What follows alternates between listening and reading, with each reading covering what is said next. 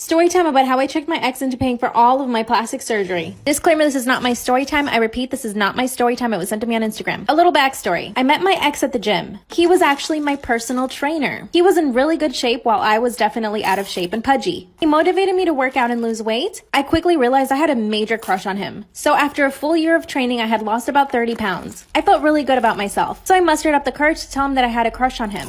But unfortunately, he told me that he never dated clients. Then he said that we still had a lot of work to do on my body anyway. It was a punch to the gut. I decided I needed to get a new trainer because of what he said and because obviously I had a crush on him. Well, it just so happens that I landed in my dream job. I started making a lot of money. He followed me on Instagram and he started noticing it. I moved into a better apartment and I got a new car. I also got lip filler and cheek filler. That's when he calls me up and asked me on a date. I said yes right away. You'll never guess what happened next. Part 2 is up. Once he saw I had money, he asked me out on a date. I had been crushing on him for more than a year, so I said yes. Disclaimer, this is not my story time. It was sent to me on Instagram. We set up a date and it went really well. He paid for dinner and congratulated me on all my success. After that, we started hanging out almost every single weekend. And about a month later, he asked me to be his girlfriend and I was so happy. I had my dream job, I lost weight, I looked damn good. And I got the perfect boyfriend too. But this is when he got toxic. He would start to criticize little things about my body. For example, I had a little bit of fat on my stomach and he would point that out. Or he would point out that my boobs weren't that big. And like I said in part 1, he was a trainer, so he had abs. Made me feel self-conscious, so I never got undressed in front of him. Then one day he suggested I go to a plastic surgeon. He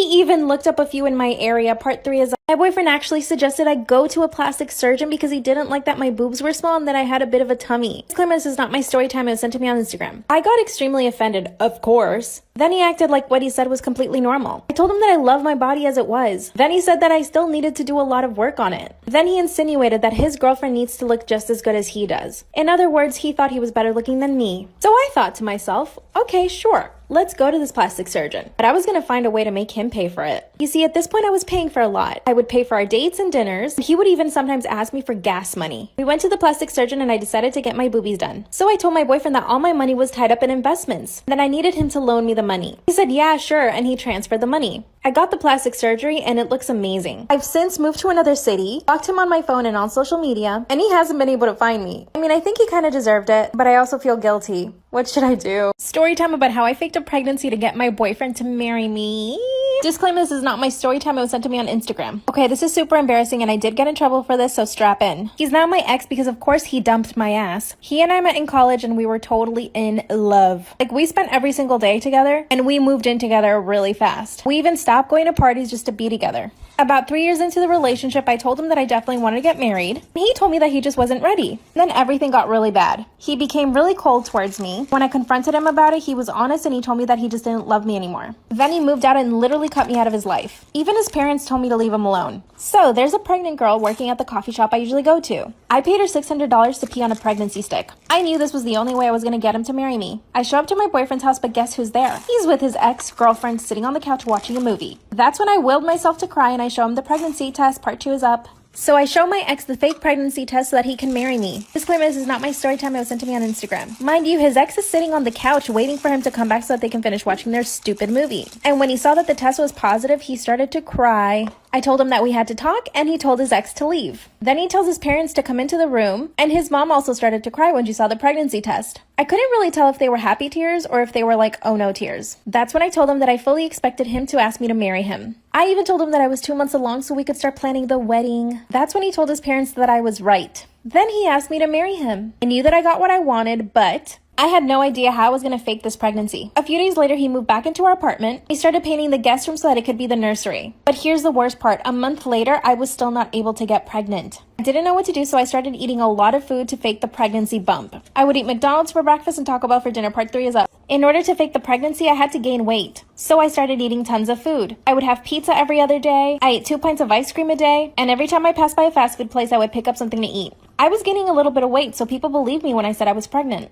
Finally, the wedding came around. I was so relieved once we were married because I knew I had to eventually go to the doctor. And I had decided that once the doctor said that I wasn't pregnant, I would put on a show and pretend that I just lost the baby. Well, when it finally happened, my husband straight up asked me if I made it all up. And I told him yes. It literally took him 1 hour to move out of the apartment. He went straight to get a restraining order, and my parents sent me to a psychiatrist. But you see, we're still married. He hasn't filed for divorce, so I think I should reach out to him. I know he and I will end up together. What do you guys think? Story time about how I caught my husband with his best friend in bed. who, by the way, is a guy. Disclaimer, this is not my story time. It was sent to me on Instagram. I knew that my husband was bi before we got married, and it never bothered me. In fact, that's how we met.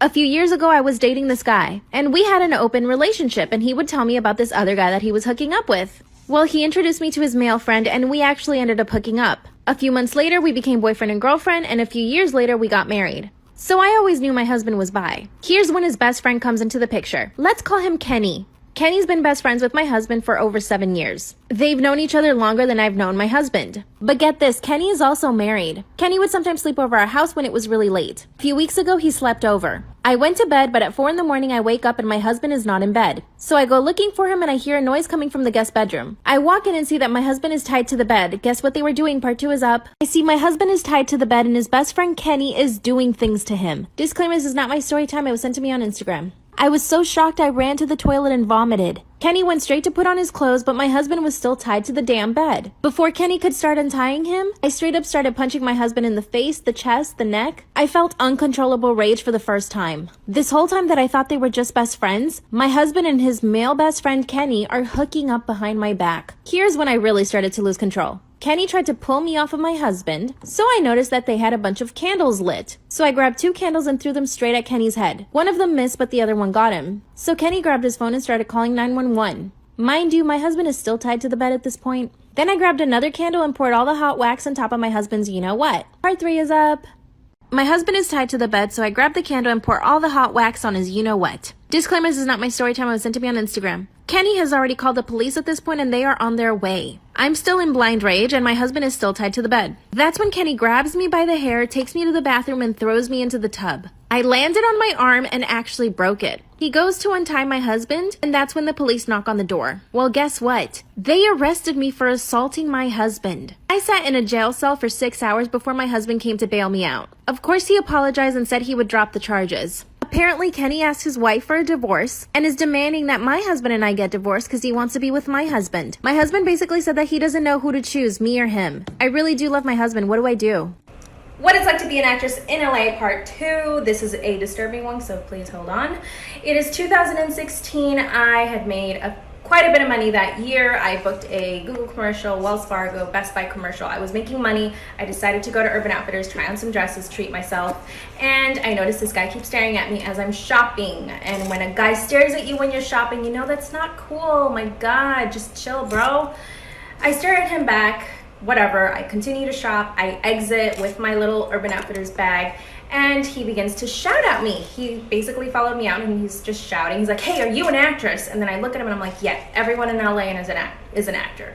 And he's like, okay, I want to take pictures of you. I'm a photographer. I'm also a showrunner. A showrunner is basically someone who decides which TV shows are going to be in the network season, which is a pretty good job. And I say, okay, what's your name? So I take out my phone, I Google his name, and it is the person he's claiming to be. Come back for part 2. I pulled out my phone, I Googled him, he was who he said he was. He showed me his website where he had all these shots of his models. All of them were signed to big agencies. And of course, I didn't tell my manager anything. I just gave him my email address. I was like, okay, email me and then we can set up a time.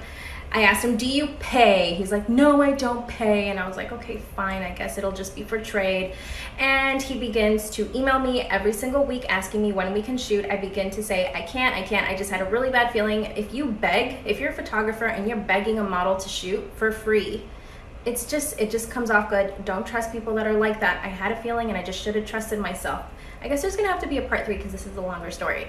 So, do you think I went by myself? Duh, I did not go by myself. I took my best friend with me, thank heavens, and we proceed to go to his house, which is in Los Feliz. Beautiful house. This guy's a showrunner. He's a millionaire. He's got an amazing house, beautiful Tesla, 2 Teslas.